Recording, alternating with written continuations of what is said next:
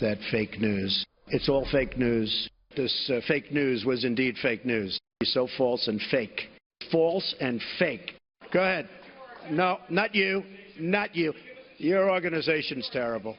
Your organization's terrible. Let's go. Go ahead. Quiet. Quiet. Go ahead. She's asking a question. Don't be rude.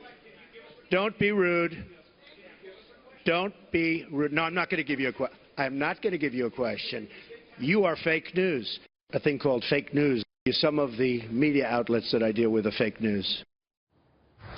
Donald Trump firing back against rampant fake news attacks, tearing into BuzzFeed, calling it, quote, a failing pile of garbage for publishing an unverified, salacious report last night, and shutting down one CNN reporter you just saw there after his network seemingly forwarded these claims, these unsubstantiated claims. Here to discuss now, Joe Concha and Gina Loudon. Gina, that was some scene today, wasn't it? Not exactly what we see in most presidential press conferences. It certainly was. But, you know, Charles, he's reflecting the sentiment of many out there. And it's something I'm marveling at, because I think I really thought that some of these networks and newspapers and the rest of the old media was a little wiser than this, Charles. I'm very surprised that they're still playing these games. They're still taking him on, because the reality is they need him a lot more than he needs them these days. To that point, Gina, isn't there could there be some anxiety? I mean, the ratings games is tougher today than it was back in the day. There were 3 networks, and then there were some cable networks, and now you've got online news. It's really a tough game these days, and it feels like fake news is the way to get in the headlines. You know, I don't think it is, because if you really look at the numbers, Charles, and that's what it really comes down to, they're laying people off. The newspapers are closing. The networks that are presenting honest news, they're having wild ratings. And I'll just give you one example. Without naming any names, I can tell you that I have never once been edited, told what to say, or had my mic cut on Fox networks. But that has happened to me and many of my colleagues on other networks. So until they are willing to let commentators speak freely, I don't think they have a right to complain about First Amendment rights.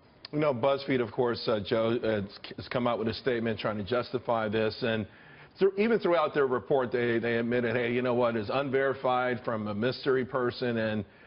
But they put it out there anyway.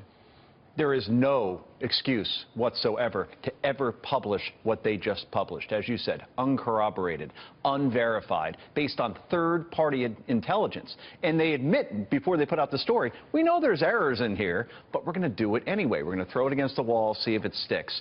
And BuzzFeed has no standards whatsoever. And the fact that they're standing by this is deplorable, Charles. What do you make of the role that CNN played? They came out with a statement that says, hey, we're not BuzzFeed. We were just kind of forwarding it without acknowledging or saying that it was factual. They were more cautious than BuzzFeed was, but they also said that Donald Trump was debriefed on this particular part of the dossier, the scandalous part. NBC is saying no, that never happened. So we don't quite know. I just found it very interesting that all this information, Charles, went out the day before Donald Trump's first press conference in 168 days, and I'm seeing a pattern. I remember 2 days before a presidential debate, the Access Hollywood tape suddenly got leaked out. And before another debate, Donald Trump's 1995 tax returns were leaked out. So it seems like the timing of these leaks or these stories getting out seems to coincide when Trump's about to be on a big stage. And you know, to that point, Gina, it feels like since the election there have been so many attempts by progressives to delegitimize the Donald Trump presidency, even wild attempts that they know would fail, but they still feel like, to borrow a phrase from Joe, something would stick. Yeah, well, because they're used to winning, Charles. They've really dominated for decades, and conservatives have never really had the ability to fight back. But Donald Trump has reorganized not just the way politics is done, as you know, but also the way that media is done. And now they are losing, and they're desperate. And it's showing in every way. It's judo, and every time they hit him, he hits harder. And we're just watching this all go down and wondering if they're ever going to catch on to what they're doing to themselves. It's suicide. I don't think so. What do you think, Joe? 200 reporters were in that room today, Charles.